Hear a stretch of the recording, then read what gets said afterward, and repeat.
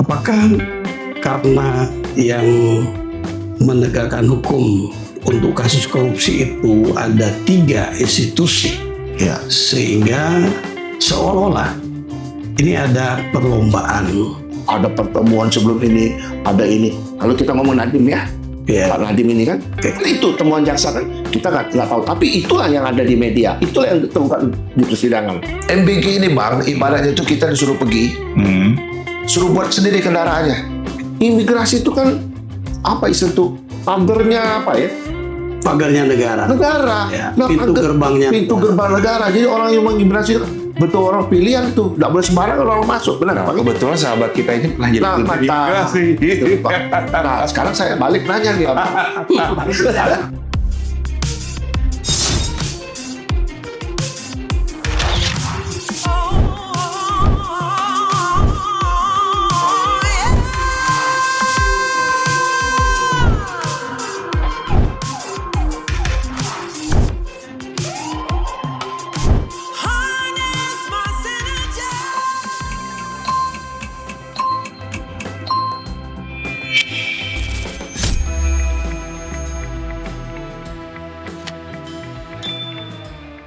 Para sahabat, kita jumpa lagi. Kali ini kita akan membahas persoalan yang memang sedang mengemuka di Indonesia, dan tentu dalam suasana keprihatinan itu menjadikan kami fokus untuk memberikan perhatian kepada isu ini, sehingga bahasan kali ini tentu bukan untuk mencari kesalahan, tapi justru bagaimana kita memberikan edukasi sekaligus juga mencari solusi terbaik. Ya, tentu ada upaya untuk efek jera sehingga tidak berlanjut dan semakin parah. Seperti biasa, kawan-kawan saya yang sudah sering menjadi narasumber juga host bersama saya. Yang pertama, narasumber kali ini bukan orang yang baru datang di studio kami. Ini adalah abang saya, ya senior saya dan sahabat saya. Beliau adalah Dr. Robintan Sulaiman, SH, MH, MA, MM, CLA. Beliau nanti yang akan menjadi narasumber, dan seperti biasa saya bersama sahabat saya, Bapak Dr. Tubagus Boy Arifin, SH, MM, MSc. Beliau berdua ini sahabat. Kita bisa sih bergantian untuk menjadi narasumber. Hanya kita menghargai Bang Robintan yang memang memiliki pemahaman yang perlu kita gali bersama.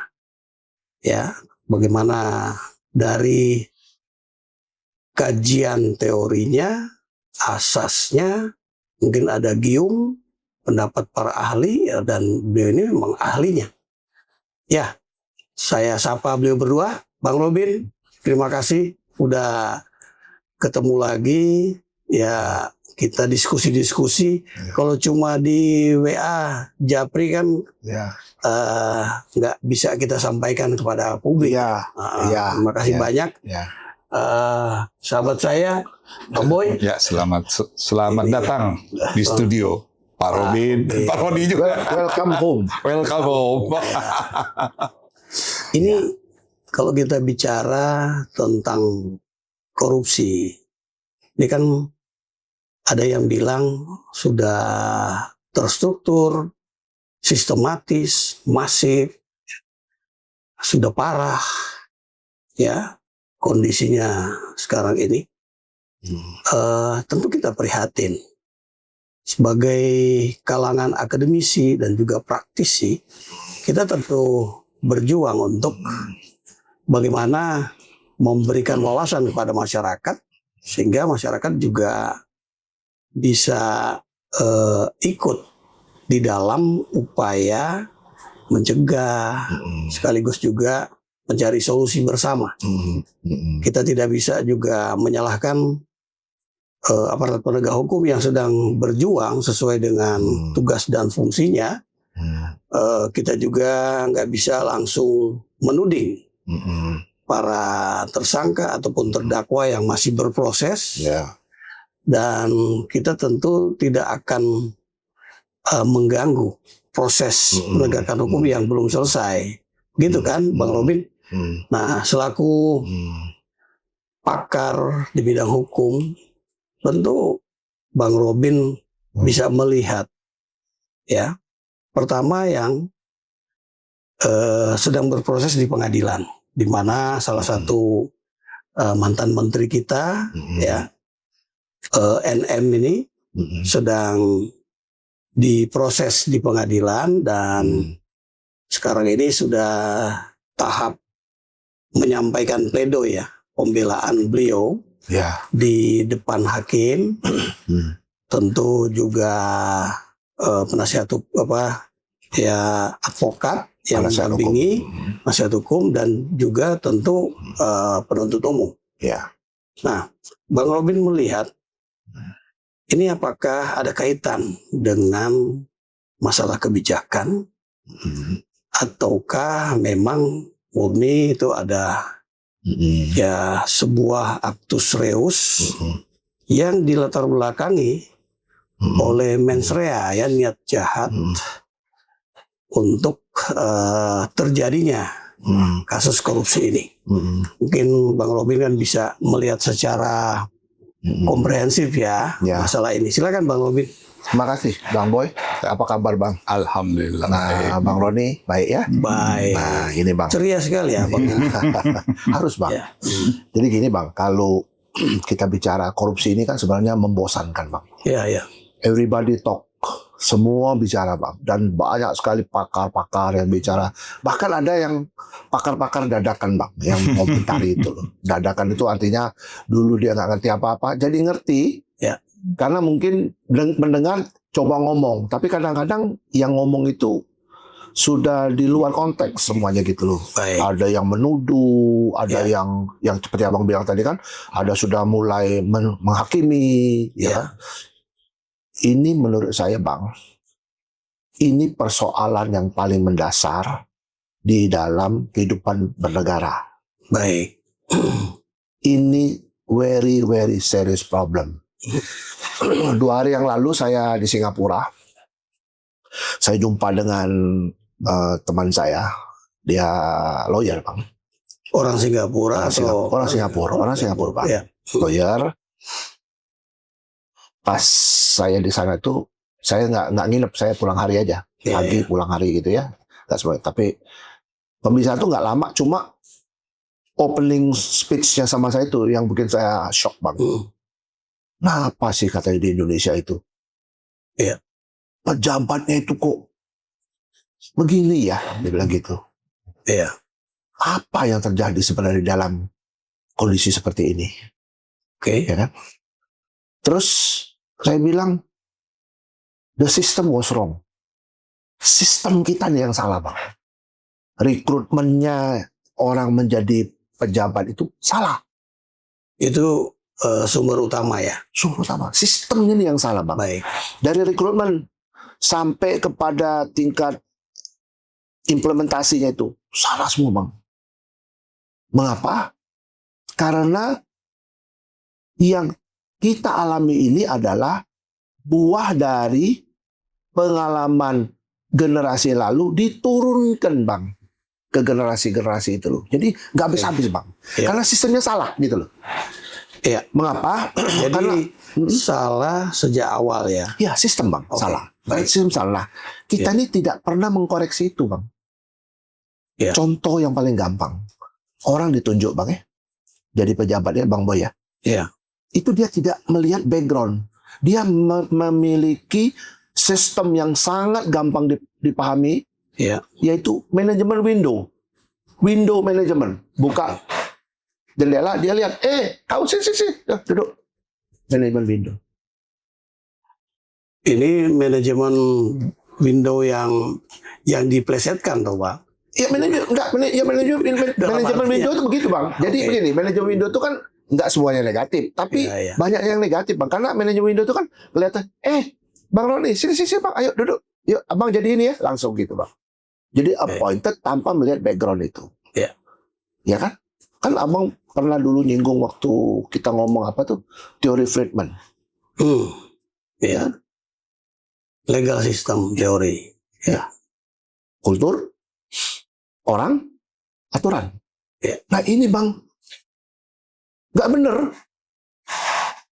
Itu dasarnya bang. Basically it's that. Oke. Kita melihat, abang kan melihat dari satu sisi, apakah abang tadi bilang kebijakan bang ya, juga keputusan bisnis. Oke. Ya. Abang juga tadi ngomong, kenapa kok ada kebijakan kok bisa menjadi seperti ini kan, kurang lebih kayak gitu kan. We want to see dari another side of the coin. Oke. Jadi koinnya sama bang ya, tapi kita lihat dari inilah sisi yang lain kan bang. Baik. I'm trying to explain another side. Di satu sisi bang, kalau kita ingat, kita belajar dulu namanya Stufenbau Theory dari Hans Kelsen. Stufenbau itu kan kayak piramid itu kan bang. Kalau itu kan naik, lama-lama tambah kecil kan? Iya. Karena pondasi ini bang, rapuh bang.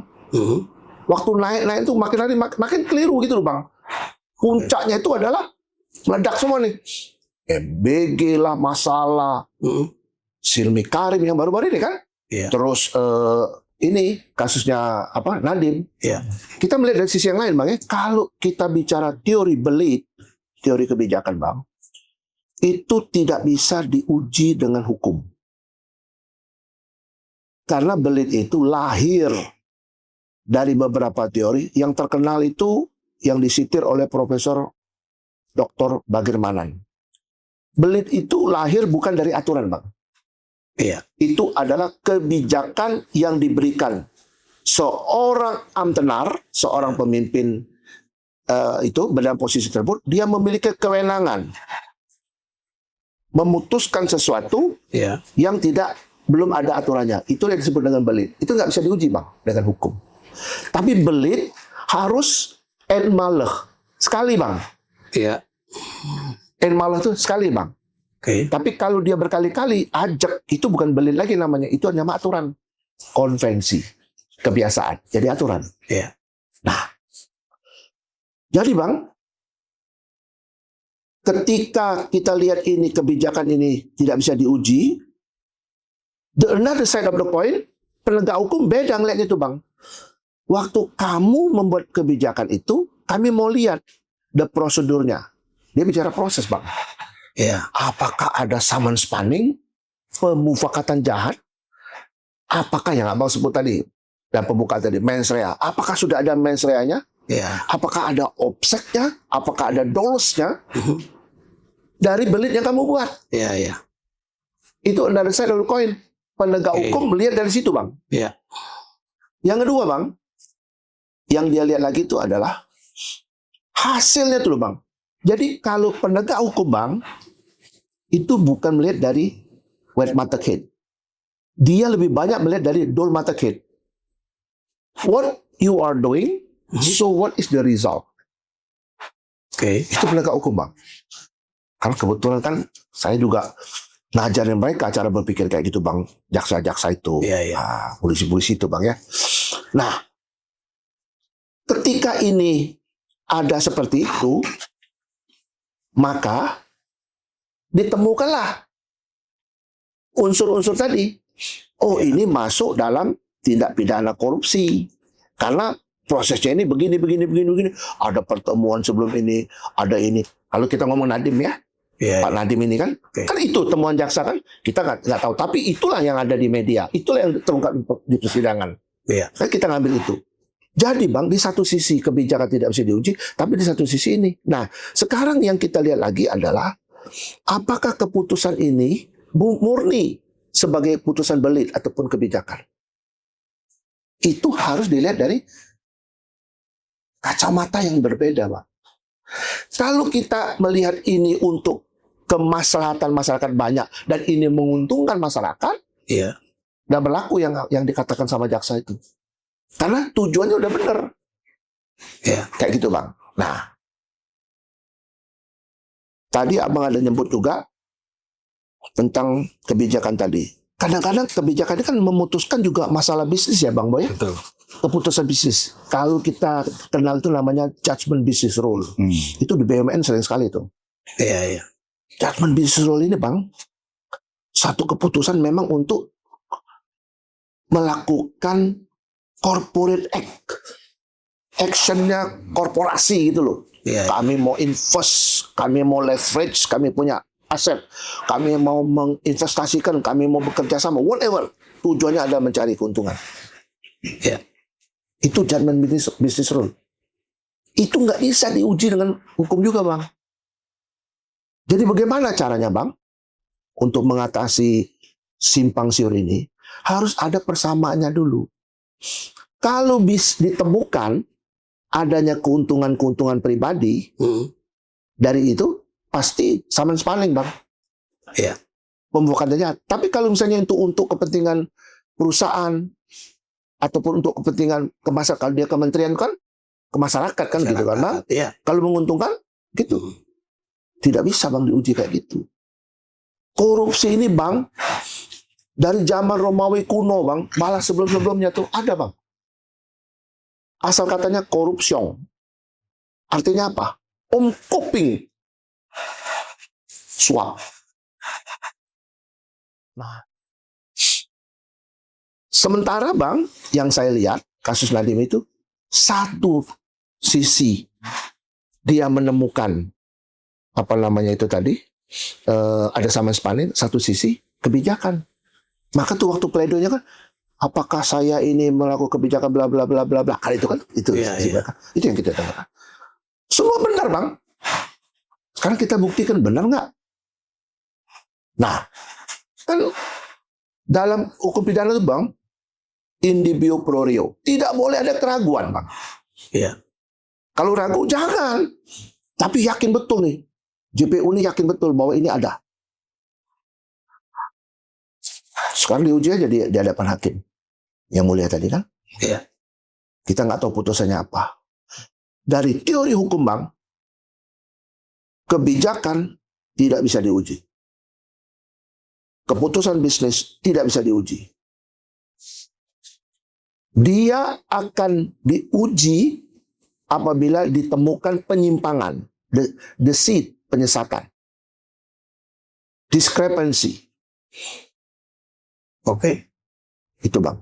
Maka tuh kalau kita bicara hukum korporasi, kalau dia BUMN ya, kita ngomong Iya, sedikit, iya. kan ini korupsi kan. Iya.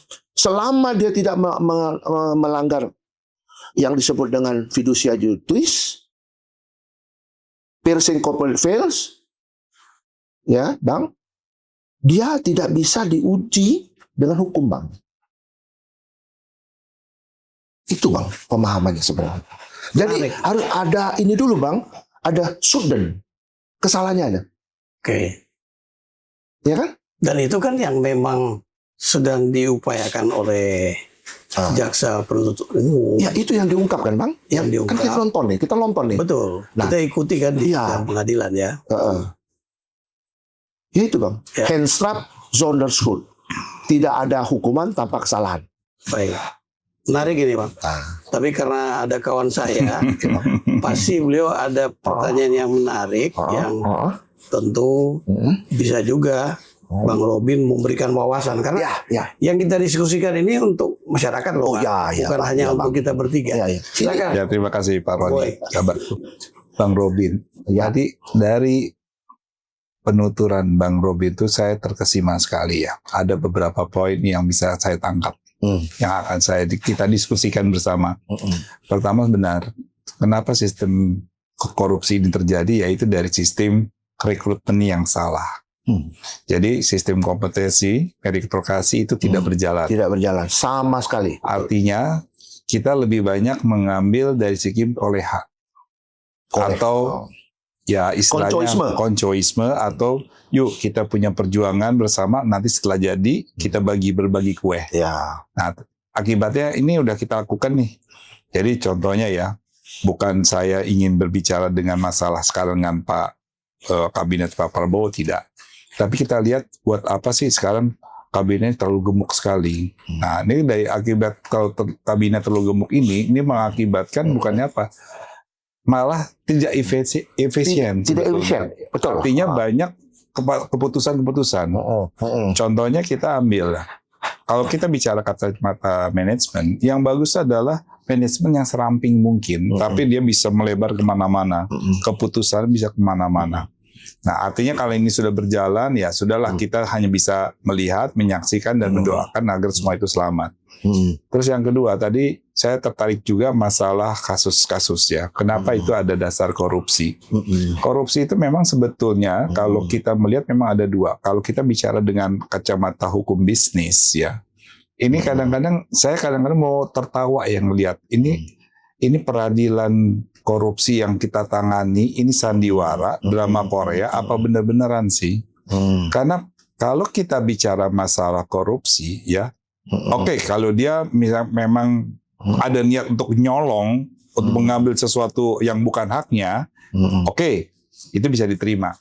Tapi kalau yang kita permasalahkan adalah kebijakan yang tadi Abang udah sampaikan, kebijakan.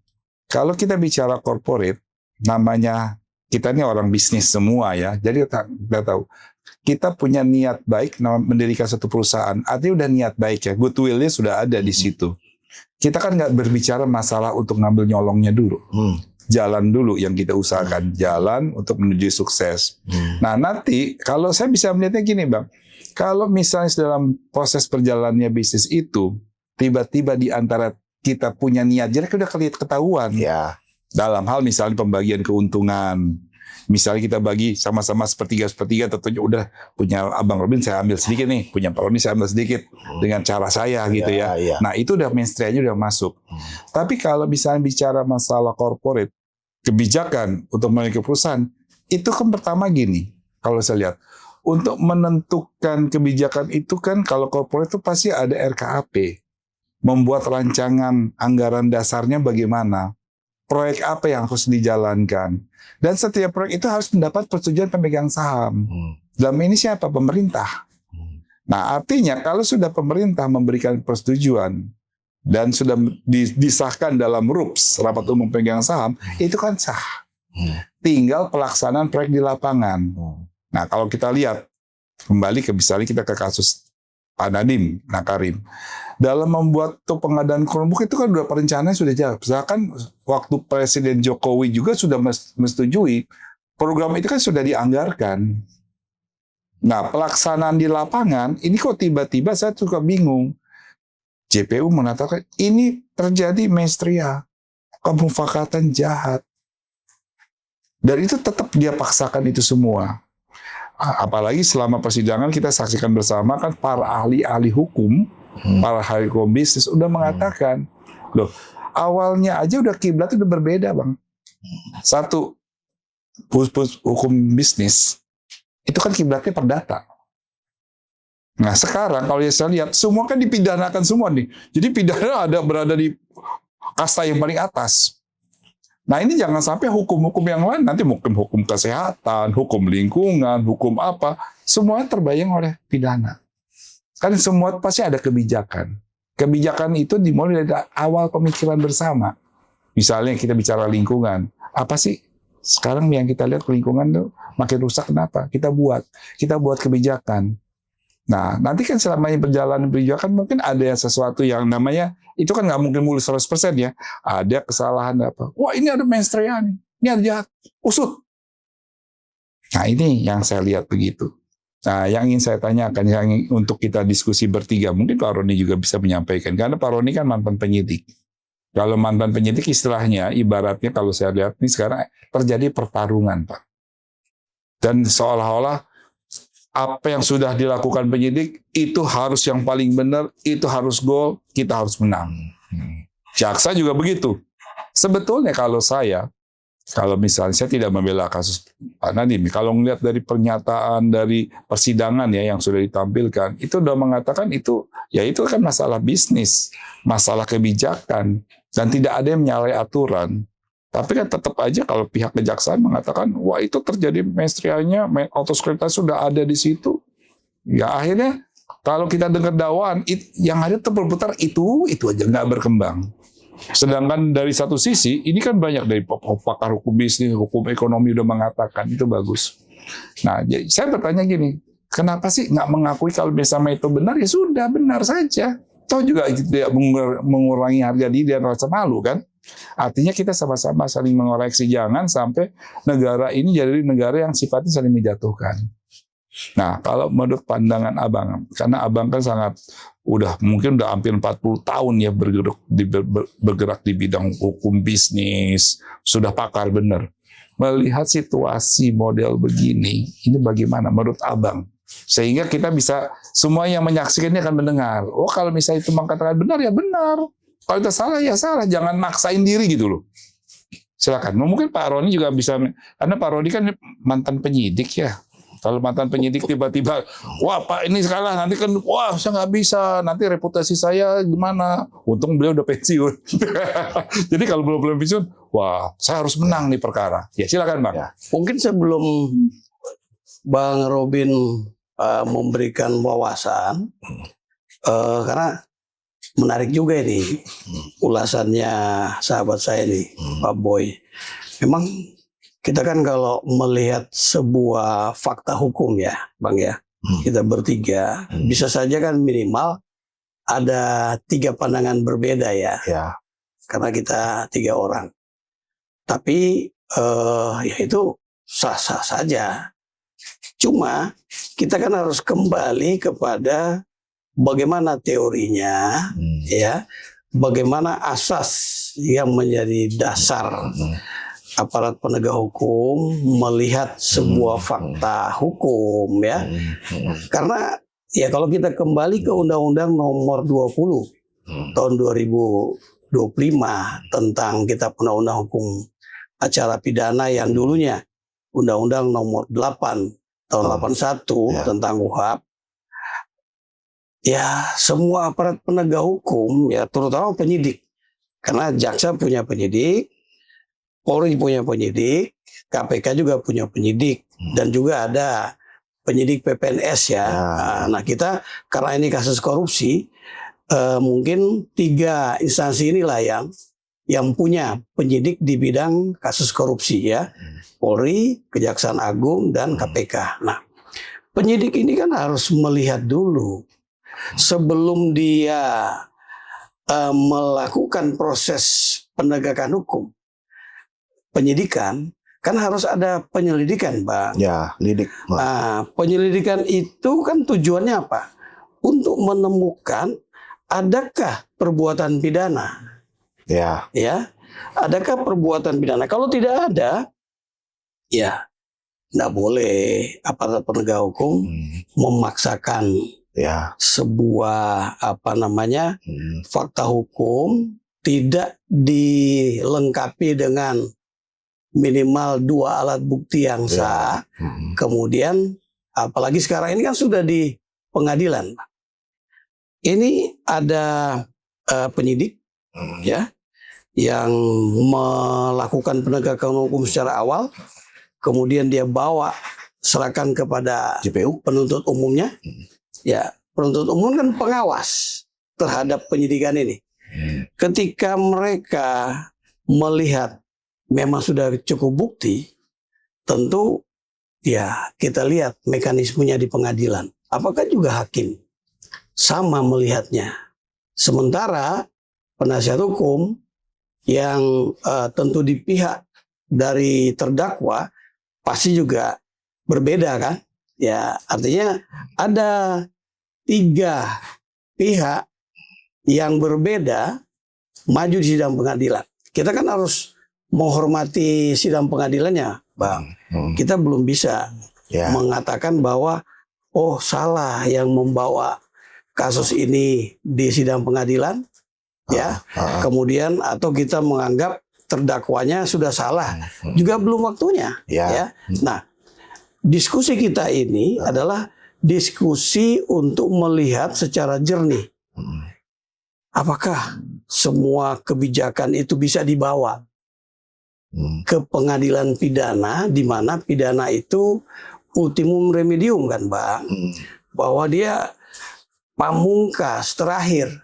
Kalau bisa disentuh dengan administrasi atau perdata, tadi Bang Boy bilang, ya sekarang ini kalau ada sebuah undang-undang yang mengatur tentang administrasi kan harus didahulukan Bang Robin kan. Sekarang ini baik Undang-Undang Nomor 1 tahun 2023 tentang KUHP maupun Undang-Undang Nomor 20 tahun 2025 tentang KUHP itu sudah ke sana rohnya dia.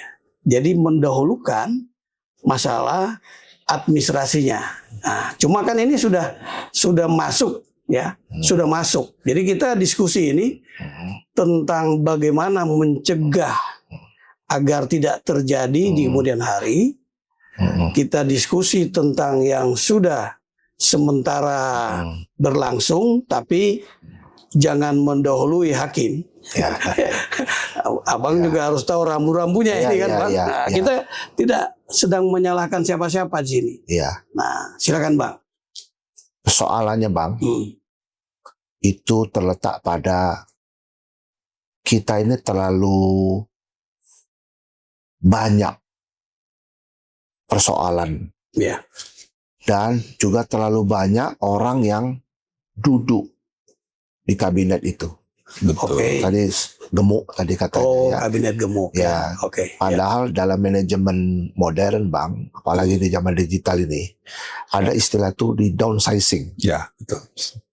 Tapi kalau Kecil Bang. kasus mantan menteri kita kan, ini kan manajemen yang sebelumnya Bang. Ya. Artinya dalam diskusi kita ini kan lebih kepada secara umum ya. Ya. Kita melihatnya tidak spesifik kepada kabinet yang sekarang dong. Ya, enggak, kita nggak ngomong kabinet sekarang, enggak. Ya. Kita ngomong teorinya Bang. Oke. Dalam Ya. manajemen modern itu Bang, yang paling efektif itu adalah downsizing. Baik. Jadi satu saat nanti tidak perlu lagi ada wakil. Ya, betul. Menteri langsung kepada unit. Mungkin tidak perlu lagi dirjen. Oke. Kalau langsung ke unit-unit satuan-satuan pelaksana itu. Itu manajemen modern Bang. Iya. Nah, tadi kan ada pertanyaan Bang.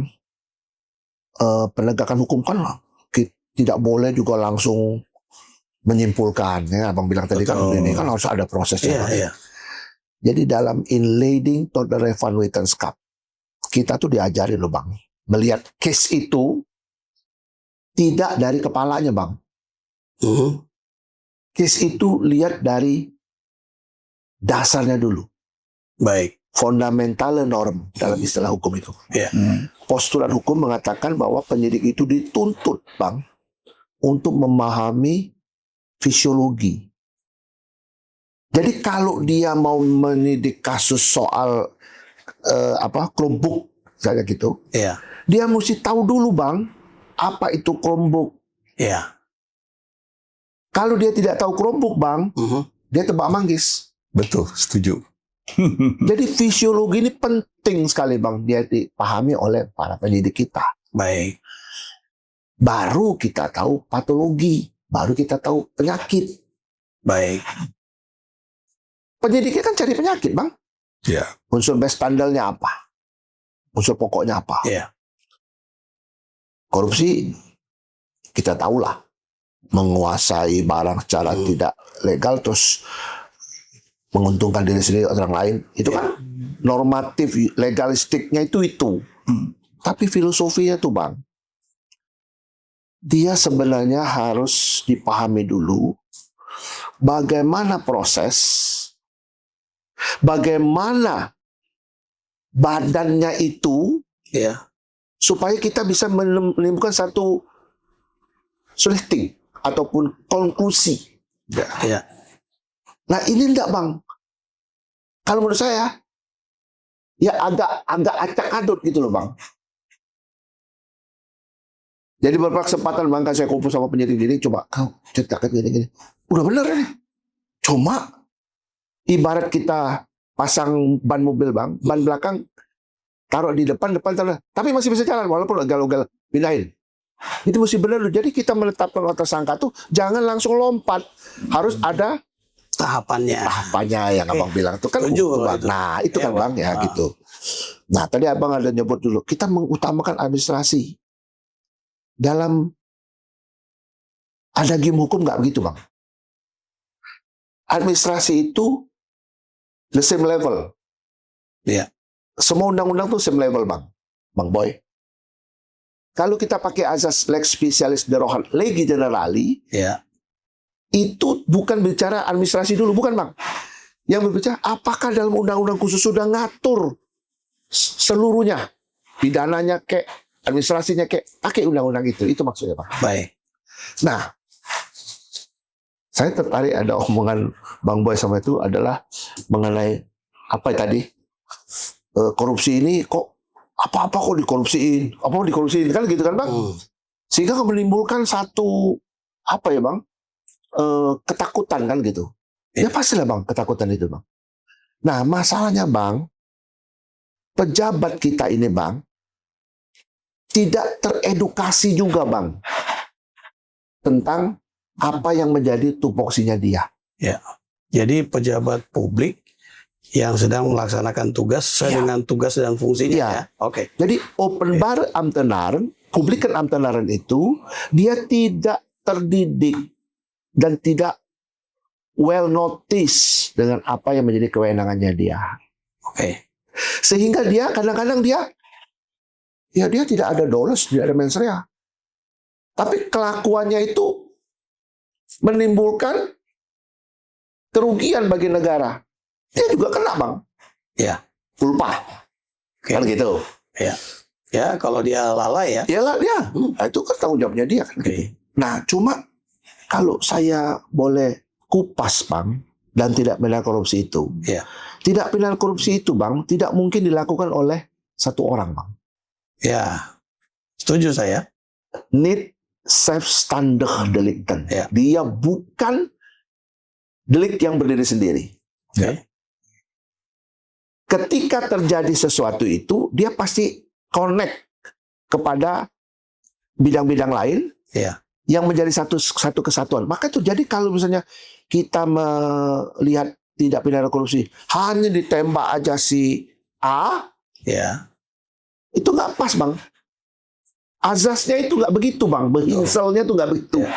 Tapi kan persidangannya sudah memulai untuk pelaku yang lain kan bang? Itu Nah, bukan hanya case itu ya. oke. Jadi bang gini Kita ya. lihat kasus BUMN juga tidak pernah hanya pimpinannya, tapi itu direksi. Bang, iya betul bang. seperti Tapi kan itu. yang bang lihat kan sering Ya. putus sampai situ saja. Ini rahasia umum bang. Contoh bang ya, saya tidak sependapat dengan cara mengadili koruptor yang seperti di NM ini dengan satu IBAM itu. Ya. IBAM kan diputus dulu. Oke. Menurut saya nggak pas itu. Kenapa kok IBAM diputus 4 tahun dulu, sedangkan Nadimnya belum? Harusnya jadi Nadiem satu dulu, Bang. kesatuan. Oh. Bukan, Nadim dulu bang. Karena IBAM ini adalah bagian daripada Nadim. Sebagai konsultan, Iya. tapi sekarang konsultannya salah dulu, sudah dihukum. Kebayang nggak? Kita nggak ikut-ikut dalam pengadilan bang, nggak ikut-ikut ya.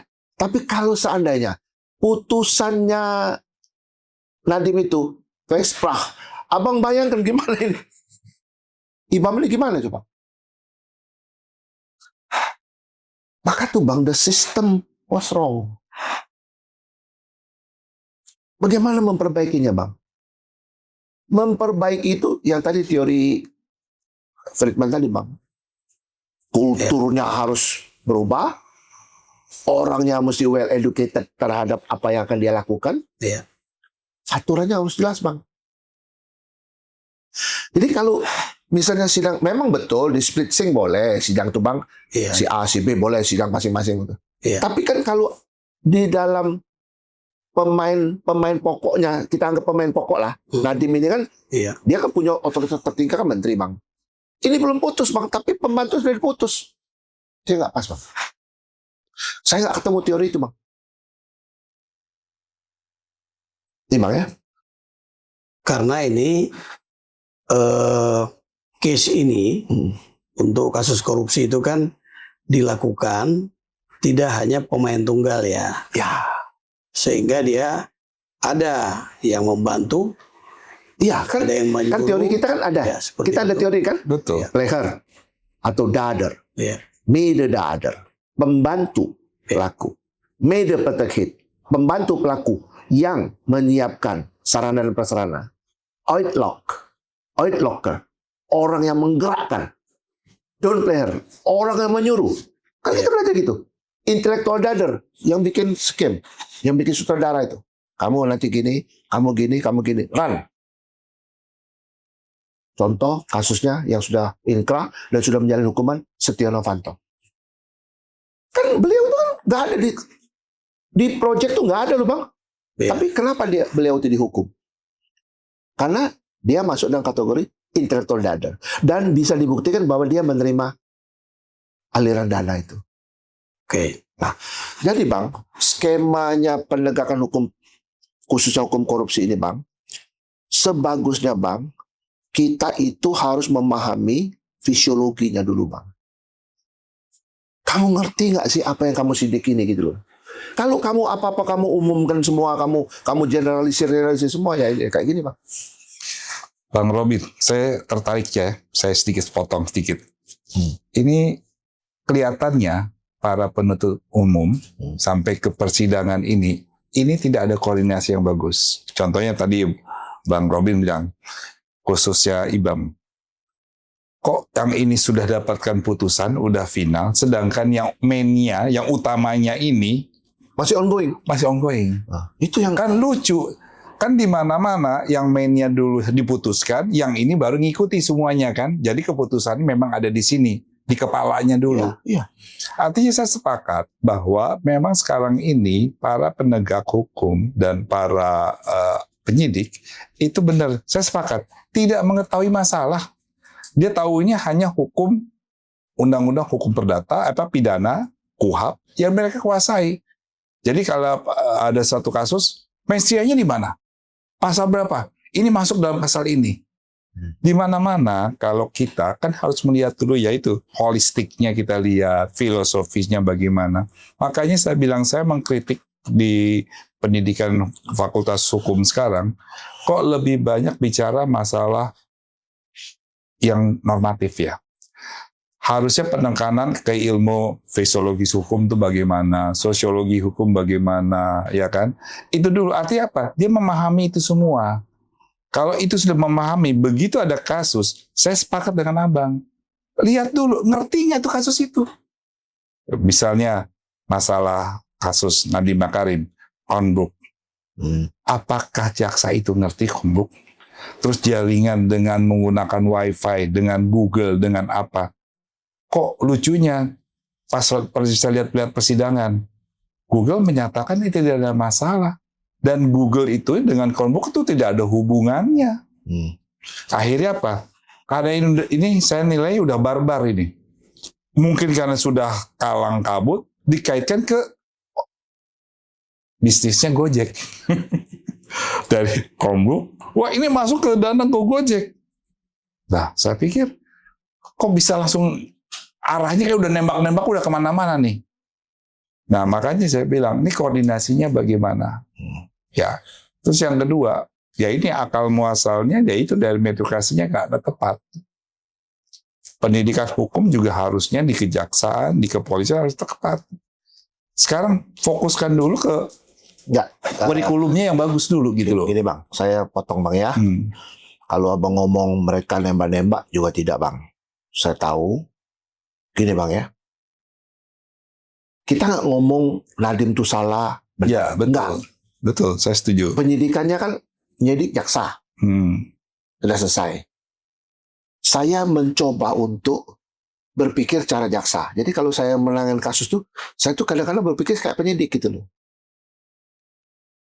Jadi memang secara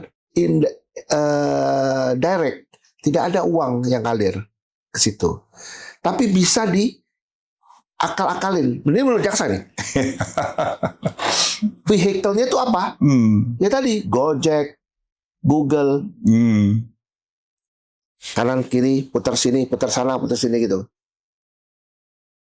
Itu bang, yang menurut saya didapatkan oleh jaksa. Maka tuh jaksa, kan si jaksa itu si Roy apa? Saya pertanggungjawabkan dunia akhirat saya tuntut dia. Saya menemukan bla bla bla dong. Itu dia umumkan gitu loh. Jadi cara berpikir gitu, Bang. Apakah bisa terjadi? Oh, bisa. Saya coba duduk sebagai Pak Nadiem. Yang tadi, ini kebijakan loh.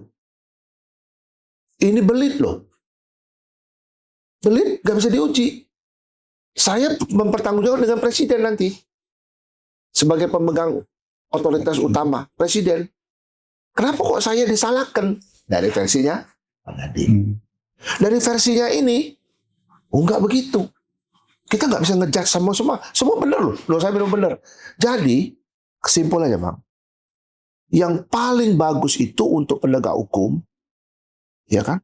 Bukan ketika dia belajar Bang, tapi ketika dia mengimplementasikan hukum itu, dia harus memahami fisiologinya.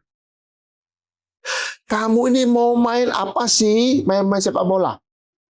Rule-nya kan pasti sepak bola kan, bagus. Ya, betul, 11 orang ini apa? Betul. Dia lihat main sepak bola.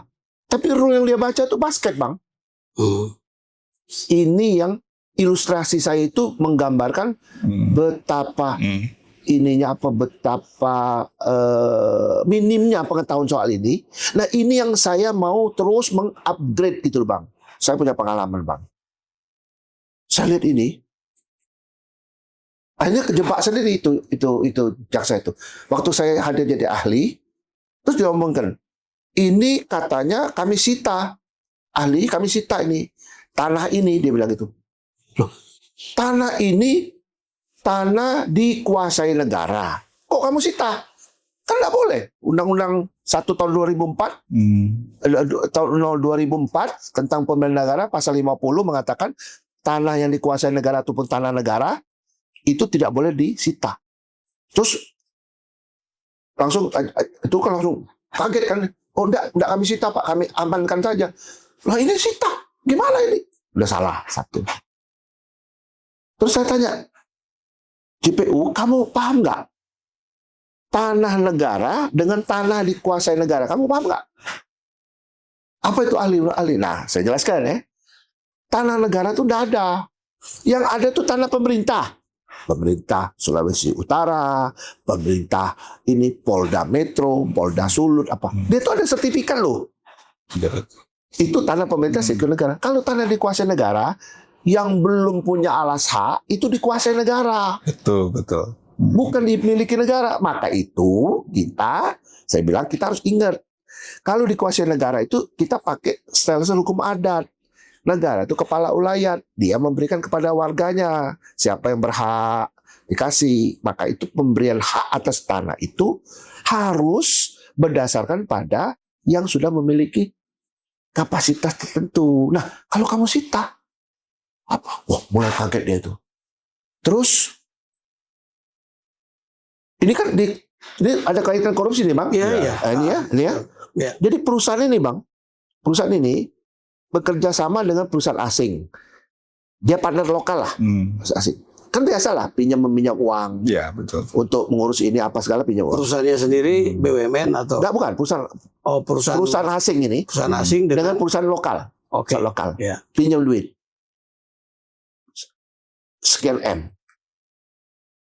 Karena perusahaan ini ada masalah tadi, katanya yang tanah tadi itu yang masih dikuasai negara, dimohonkan tidak selesai sertifikatnya itu, uang yang diberikan oleh perusahaan asing ini sebagai down payment, sebagai apa itu bisnis itu, dikatakan kerugian negara.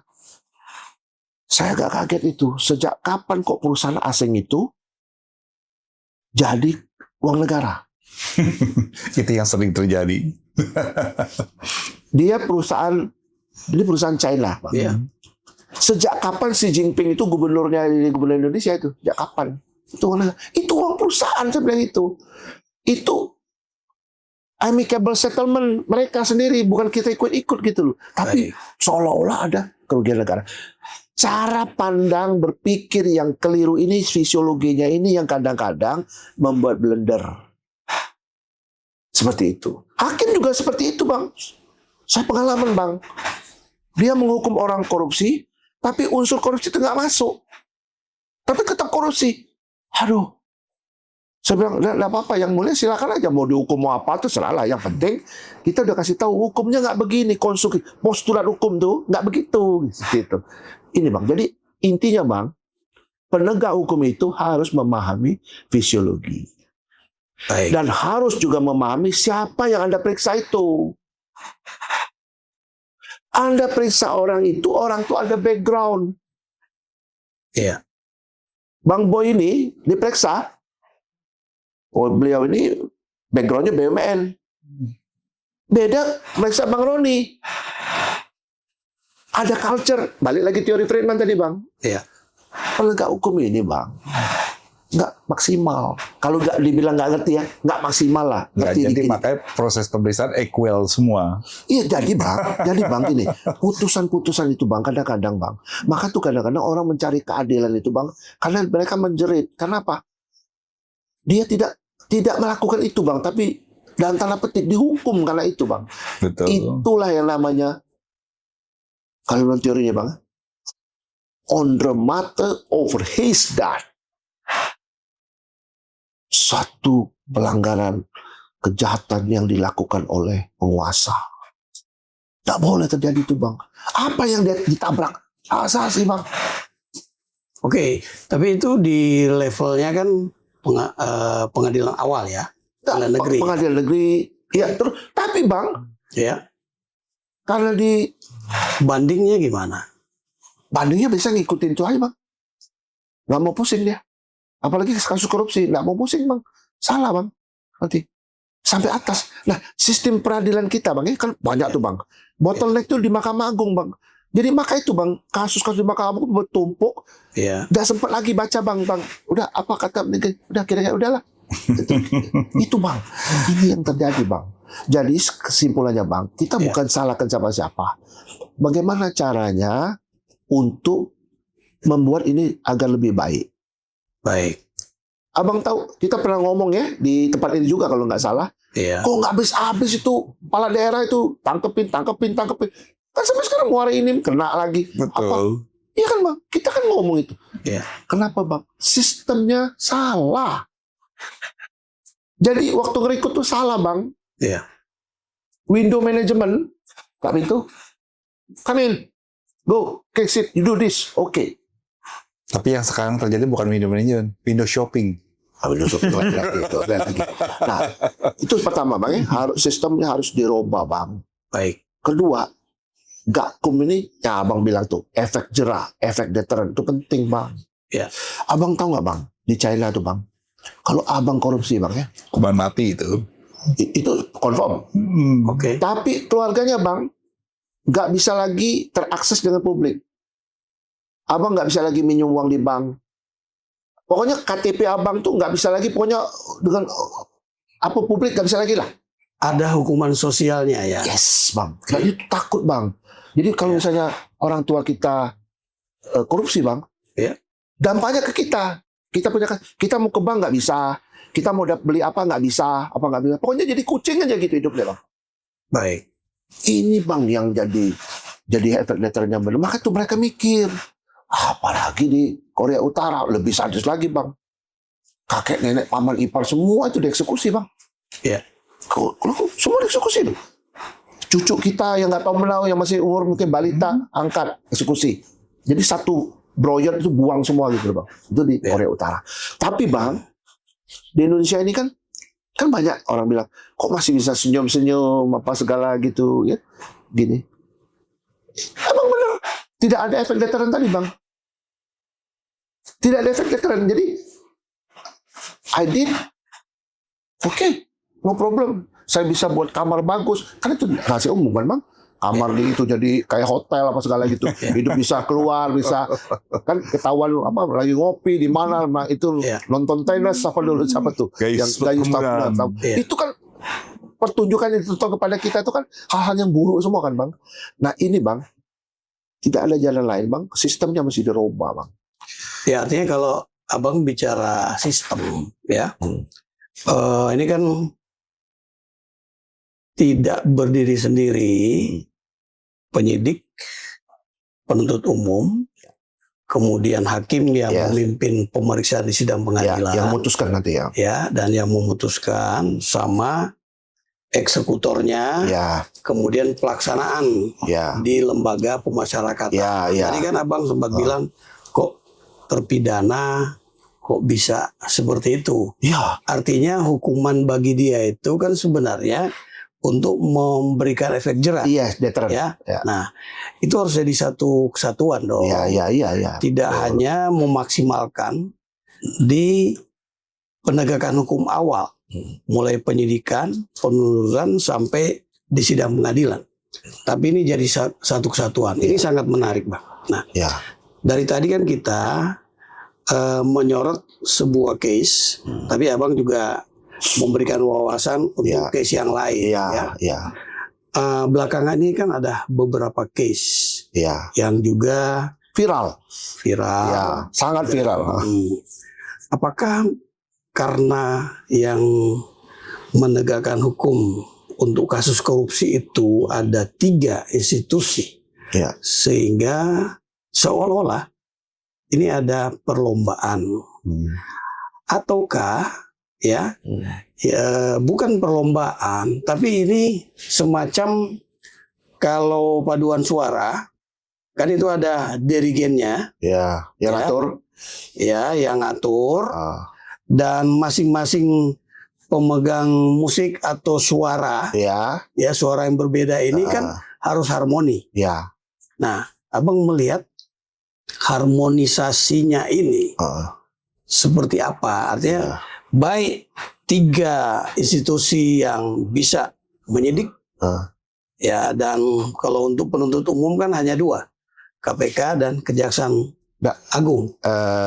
Jaksa juga tetap itu. Jaksa, tapi kan ada di KPK. Jaksa juga tetap. Jaksa juga. Dominus litis dia. Tapi kalau di Polri kan hanya penyidikan. Penyidikan aja. Nah itu, tapi kan juga ada sistem peradilan pidana Indonesia itu kan mengenal satu kesatuan, namanya sistem. Yang tadi Abang bilang sistem itu, nah ini kan yang diperbaiki kan, bagaimana Bang? Jadi gini Bang, sebenarnya kalau kita ngomong apakah sistemnya sudah benar?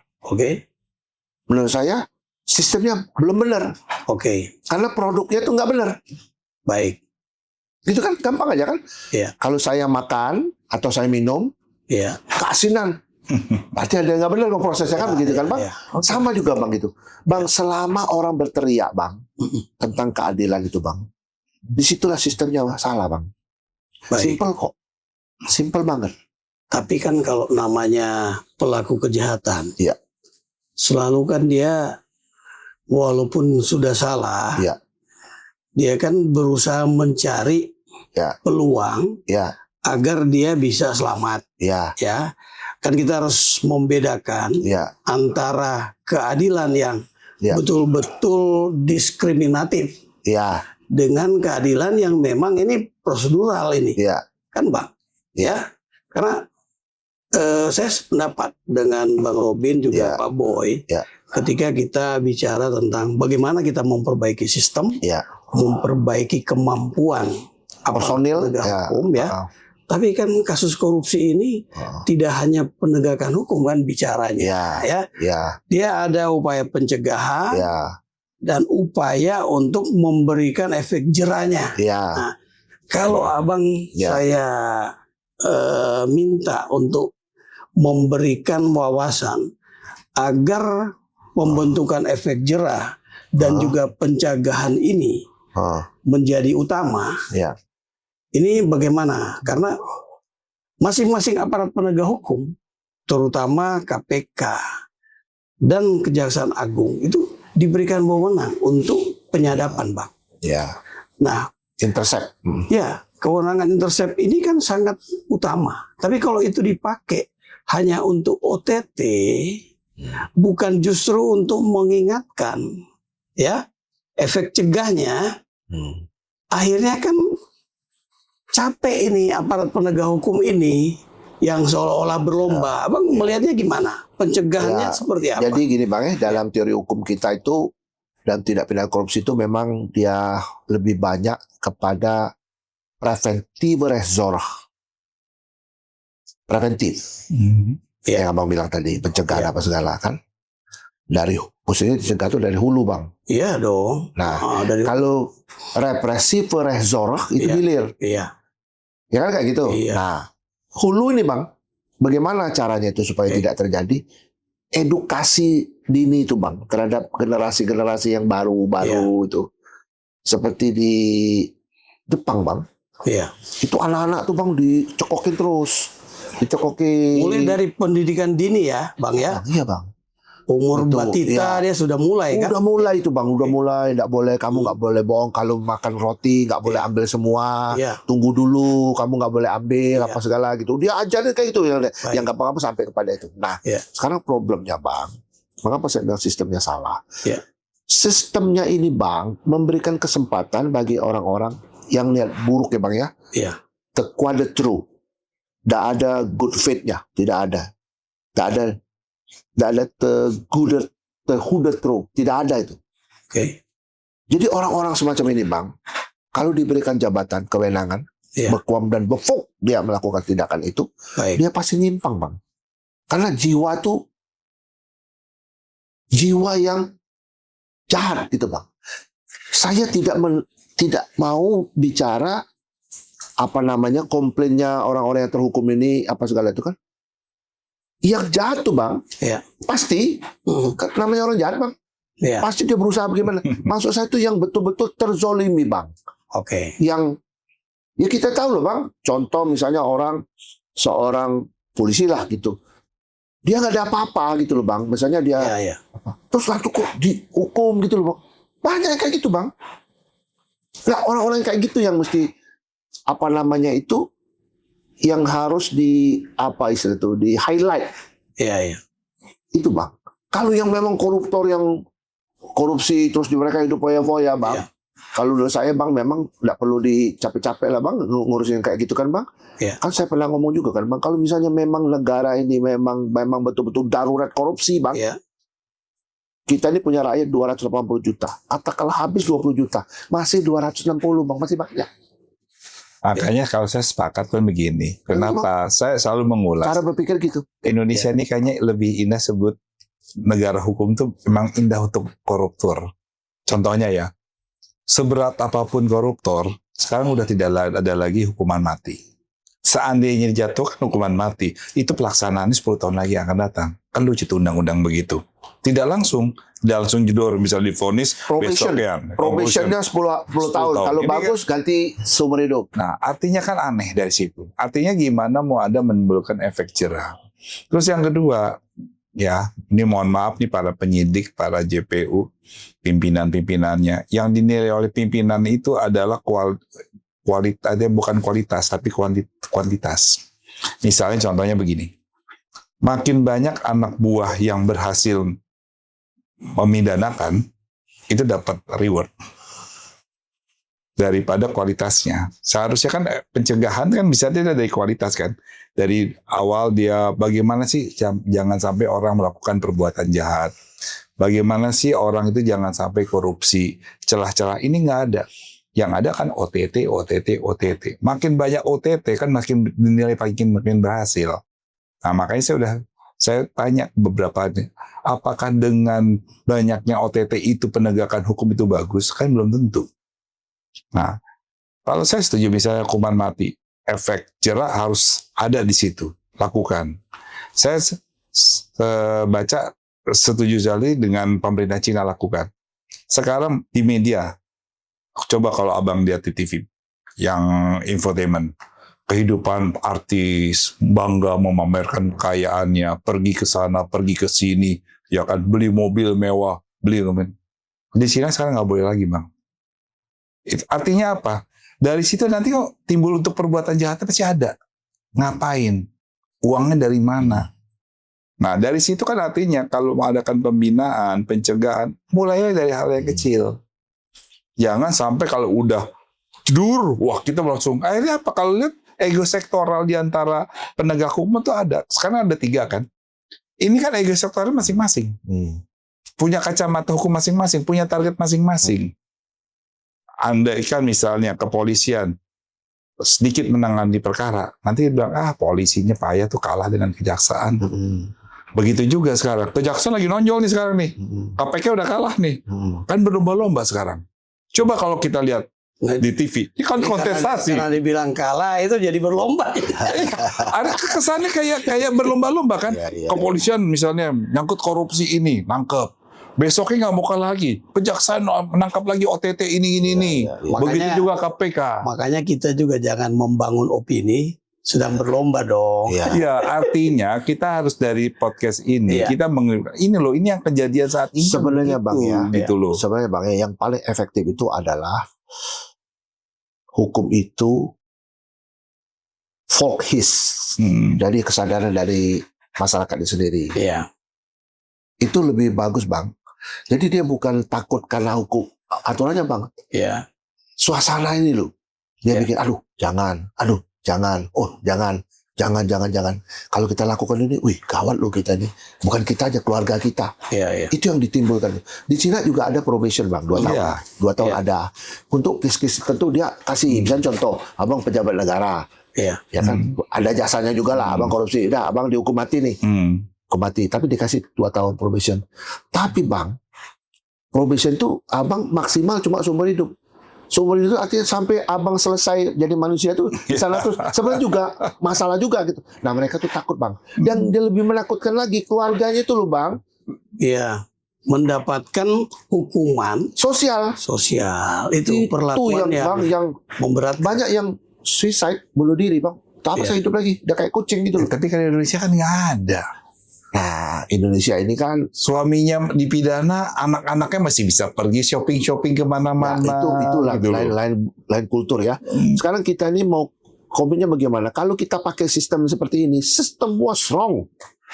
Jadi kita jangan berbicara mimpi mau bagus kalau Artinya sistem ini kan bukan hanya sistem penegakan hukum ya semua Bang. Jadi sistem besar Big data. kehidupan di Indonesia ya Bang. Nah, satu lagi Pak Roni nih, kita kan masih ada waktu sedikit. Ini masih ada 2. Tadi kan kasus yang itu udah kita bicarakan. Ini masih ada 2 kasus nih, yang itu MBG dan kasusnya Pak Hilmi. Jangan tadi anggap yang tadi udah selesai nih. Nah, saya mau bertanya ke Abang, menurut kacamata Abang sebagai seorang ahli hukum, kasus MBG ini gimana Bang? MBG ini Bang, ibaratnya itu kita disuruh pergi, suruh buat sendiri kendaraannya. Abang pergi ke Surabaya, pakai mobil ya, sudah, abang buat sendiri kendaraannya. Nah itu Bang. Nah kita ini nggak bisa buat kendaraan, compang-comping dari ambil dari sini, ambil dari sana gitu. Sistemnya juga kacau balau Bang. Kacau balau Bang. Ada beberapa yang datangin saya, ribut Bang. Yayasan sama koperasi sama ini kacau balau Bang itu Bang. Jadi itu Bang. Jadi karena tidak ada sistem Bang. Yang paling bagus gimana Bang? Seperti di Jepang, di Cina itu aja. Sekolah-sekolah tuh Bang dikasih buat itu sendiri. Kantin sekolah diberdaya. Iya.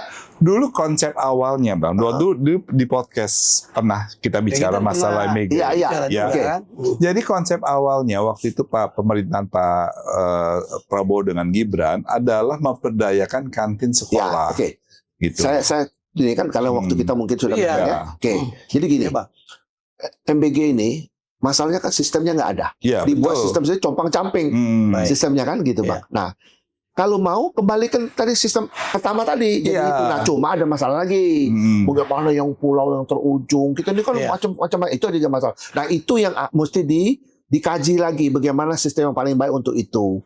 Jangan nanti uangnya digelontorkan kayak gitu Bang. Bancakan tuh mereka tuh Bang. Di belakang itu ada Bang 15.000. Kan ada namanya itu struktur cost structure. Untuk apa.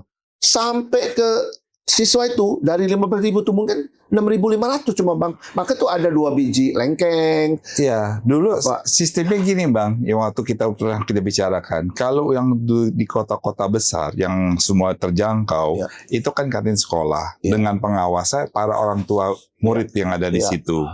Nah, kalau yang abang bilang, yang daerah-daerah terpencil itu bagaimana?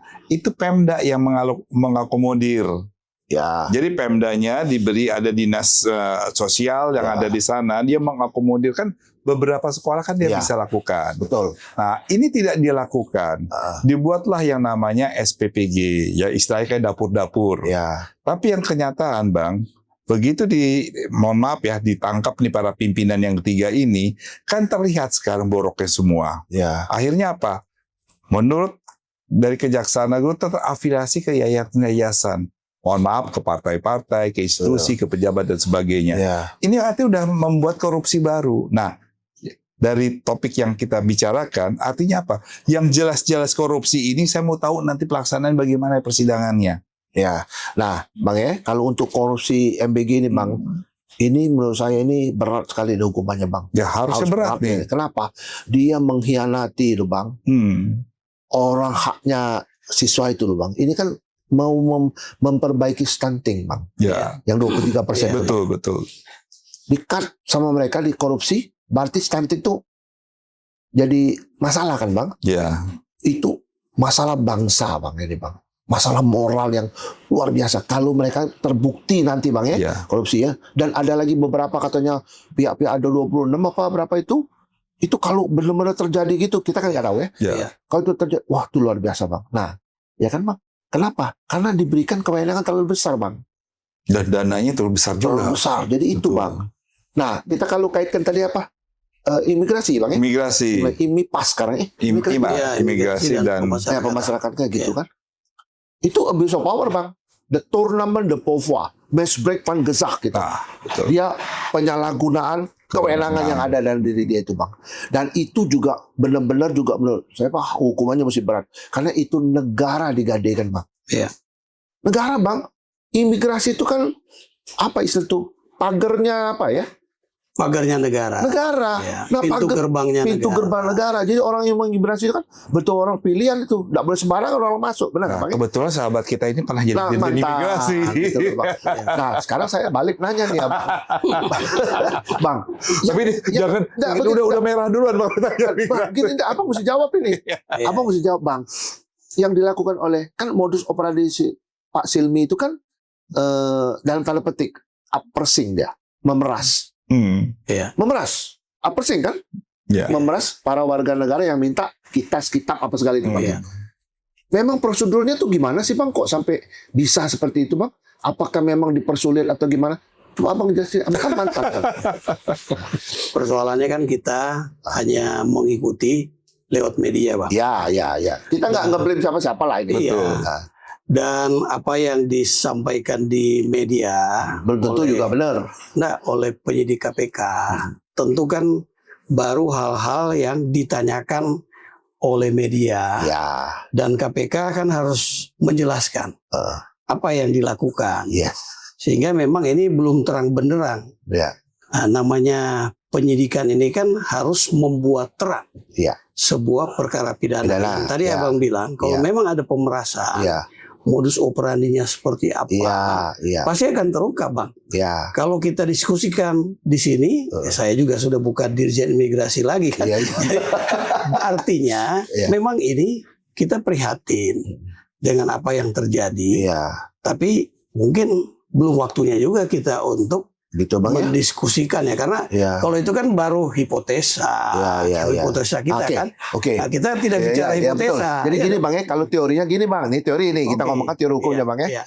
Jadi abuse of power itu teorinya tuh Bang, dia itu orang ini memiliki kewenangan. Kewenangan ini diberikan oleh secara atributif, secara delegatif.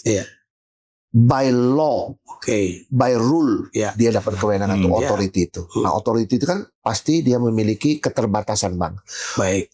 What you can do, what you cannot do. Nah, sekarang yang kalau kita lihat dari cerita ini, dia do what we cannot do. Kita nggak boleh buat itu, tapi dia buat. jelas, ya. Nah, yang tadi sebenarnya saya ngumpal abang tuh nggak buka prosedurnya bagaimana, tapi yang saya tangkap dari apa yang diberitakan tuh bang, Ya. abuse of power itu karena dia memiliki kewenangan untuk mengatakan no or yes. Ya. If you don't give me something, I said no. Itu konklusi saya bang. Ya, ya. Nah, untuk supaya tidak lagi seperti itu bang, Ya. sistem prosedur dirubah bang, nggak boleh lagi yes or no di tangan beliau ini gitu, di tangan jabatan itu. Kan tadi abang udah bilang itu abuse of power. Yes. Namanya abuse of power itu kan oknum. Ya. Ya. Nah, begini bang, oke, saya ngerti tuh bang. Maksud saya gini bang, jangan lagi yes or no itu ada di tangan orang ini. Kalau nggak di abuse lagi. Contoh bang ya, orang mau ngajukan izin. Ini. Selama izinnya benar, kalau di sini sudah approve, Ya. sini mesti approve. Sebenarnya aturannya sudah jelas. Iya. Jadi by undang-undang, peraturan pemerintah, Iya. peraturan menteri, Iya. itu sudah jelas. Jelas. SOP-nya. Ya. Ya. Nah, kita tinggal melihat Ya. sebenarnya di mana permainannya itu, Bang. Ya. Karena kan kita nggak bisa mendahului. Ya dengan betul. mengira-ngira, Nggak, kan? kita nggak mendahului tidak apa-apa Oke, bang. Maksudnya iya. gini bang, kan yang kita tangkap kasusnya Pak Silmi ini kan Iya, iya. viral tuh. Iya, iya. Beliau tuh mengabuse dia punya kewenangan, Iya. sehingga dia mendapatkan sesuatu. Iya. OTT, Oke. red handed, daten, Iya. tertangkap tangan, Oke. kan gitu Iya. versinya gitu. Saya bukan salahkan Pak Silmi, enggak, kita enggak ikut silakan aja. Iya, iya. Maksud saya itu bang, untuk mencegah di kemudian hari jangan terjadi silmi-silmi yang lain melakukan ini, Iya. kewenangannya itu di spread, jadi tidak ada lagi kewenangan itu ada di tangan Ada di satu tangan. itu dia bang. Sebetulnya ada Pak, caranya sekarang udah dilakukan, tapi malu-malu nih untuk menerapkan digitalisasi. Kan sudah itu. Sudah. Artinya gini, contohnya sekarang kita lihat Sudah. digitalisasi, kalau misalnya memang itu benar ya, prudent dilaksanakan, itu semuanya termonitor dengan baik Pak. Karena setiap digitalisasi kan terekam. Ya tergantung siapa yang mengawasi. Nah, masalahnya gini Pak, kita ini satu sisi kita udah menerapkan digitalisasi, tapi ada pertanyaan, kalau itu diterapkan secara murni dan konsekuen, itu nggak menggunakan korupsi. Karena gini, kalau digitalisasi yang begitu dari orang ngeplay, ya, misalnya paspor gitu ya, sampai dia di approve, itu udah sistem yang bekerja. Itu sudah ada bang, tapi Sudah. nggak jalan. Ya makanya ini yang jadi pertanyaan saya, nggak jalannya Ya. disengaja atau memang Oke. nah itu Ini, Bang. yang jadi Ini pertanyaan sebenarnya saya bagus ya. gitu loh. Sengaja apa enggak bang ya? Mengapa bang penegakan korupsi ini riuh? Kadang-kadang dihalang-halangi dia apa? Karena bang koruptor ini sudah terlalu banyak bang. Karena diganggu income-nya di itu yang ribut bang. Betul. Jujur ngomong rakyat ini nggak ribut bang. Yang ribut tuh orang-orang yang punya kepentingan aja bang. Ya.